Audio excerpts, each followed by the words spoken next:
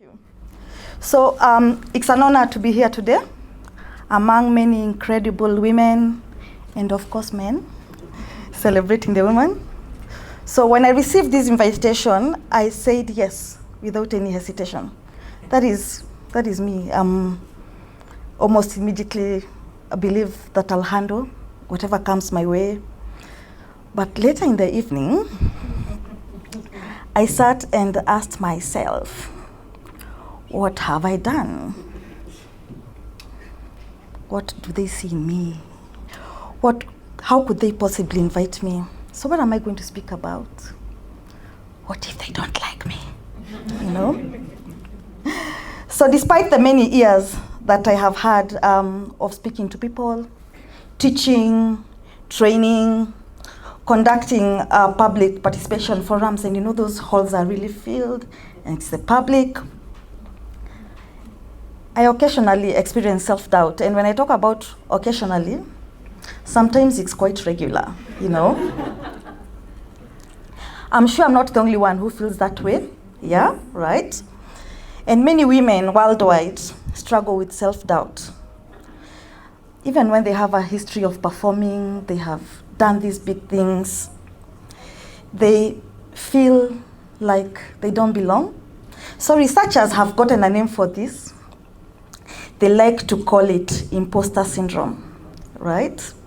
Which is defined, or rather they define it as having doubts on one's abilities, feeling unworthy, feeling like you don't belong where you are, as if your accomplishments don't belong to you, as if you're only there by chance, yeah? And when you find many conferences geared towards career talks for women, you'd hardly find any talk where they don't talk about imposter syndrome, right? Where they center on this phenomenon and telling women how they can overcome this barrier and telling them perhaps you don't feel worthy, perhaps it's the way you grew up, perhaps you feel like you have low self-esteem, and how you can improve yourself. But to be honest, I take a completely different view on this, yeah? So what leads us to have self-doubt basically is societal bias. We have had exclusions. There's a lot of stereotyping towards women. Because what are the expectations placed on women and girls as they are growing up? And how is that different from boys? The boys are told how they are capable, how they'll be these big people, yeah? And these things follow you up to the workplace. So as you grow up, you are told that you should be ready to nurture your children, right? You should take care of your children and also your husband, correct? We are taking care of all of them. Additionally, we must excel at our jobs. But we must never forget that our first calling is to nurture and to look after people and to look after things. So as a result, what happens is you are in the office with your peers, you're in meetings, and they expect you to serve tea for them, right? In meetings, you might be asked, oh, Karambu, can you serve us tea? Right? Who is expected to write the minutes in meetings? A woman will be asked to write the minutes to these minutes. So we are constantly taking up these additional roles. So do you have a colleague who is leaving the organization, who is best fitted to choose a gift for them? Yes? If you have someone who is getting married in the office, a man or a woman, who is the best person to choose the ideal gift for them and to collect the monies from the colleagues in the workplace? It's always a woman, right? Because who else would understand the requirements of the household better than the woman?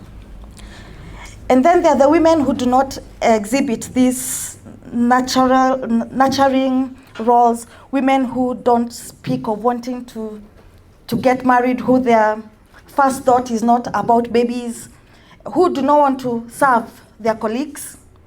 What are they labeled as? They are rebellious, right? You know that angry manager who is always angry? That person who doesn't smile because she's angry about life, right? They just want to compete with the men. They don't understand their place. They don't know who they are, right? Or perhaps they are unattractive and no one wants them, so they are angry. That's why they are saying their first goal is not towards marriage and children, and they just want to excel in the workplace. They are trying to make up for something. A lot of times that's what they are told. So when I left the university, I was lucky to start working the same week. Not where I currently work, in a different workplace, which I will not name. A few months into my job, our team lead realized that there was a pregnant girl in the office. That girl was me. And so, for some reason, he went to HR and asked that I be relieved of my job because, in his words, we are training these girls, yeah? And then they are busy getting pregnant in the office. When will they, and thinking about babies, when will they begin to work? When will they work, you know? And you know, I did not do a bad job in the office. I was working. Of course, I would deal with my morning sickness very early in the morning, and then I would come, I would perform, but I would avoid conversations because I knew what had happened. And I can tell you, I couldn't wait to get out of that place, you know, because I got that information. I knew that I was working in a hostel environment.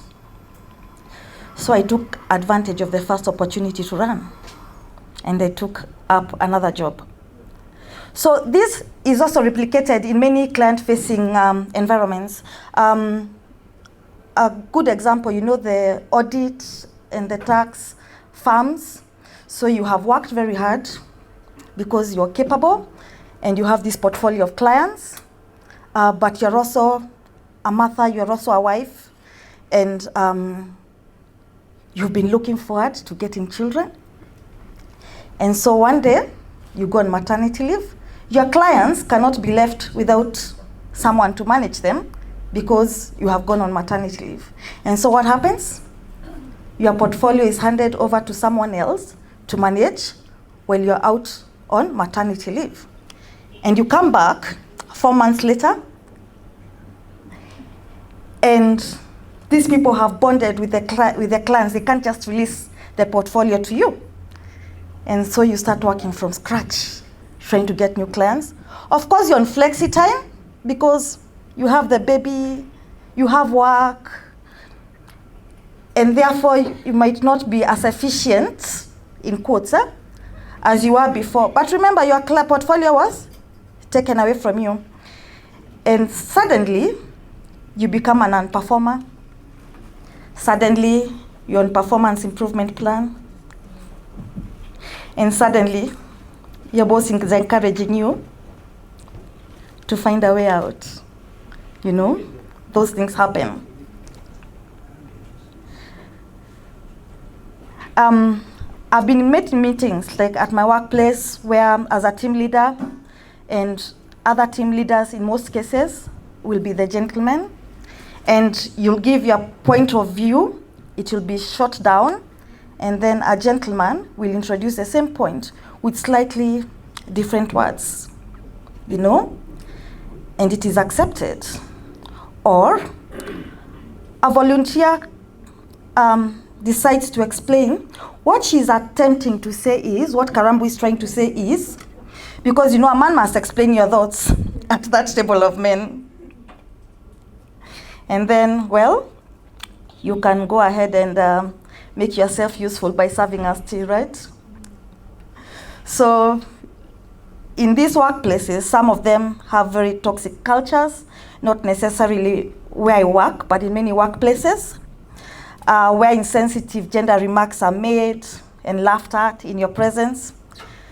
They're not locker room chats, yeah? And they have become normal. And then when women advance and they grow, sometimes there's a discussion of how they slept their way up.